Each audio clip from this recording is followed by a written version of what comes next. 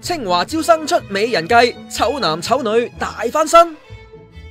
佢哋係同一個人？絕對係啊！仲要全部係清華大學嘅高材生添啊！點解會咁？咪因為大陸高考取錄季節又嚟咯！細估唔到清華為咗搶學生，要出到美人計啊！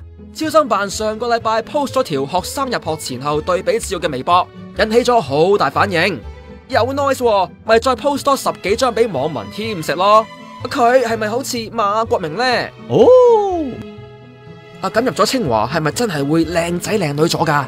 有人就質疑咁樣用學生嚟賣廣告唔多啱，仲話大學變成高級美容院啊！清華就話只係反映學生喺清華幾年嘅變化，體現清華學生嘅風範。撳入622公投專頁嘅我發聲，揀你想唱邊部分，再撳 Share Your Story 就可以上載短片。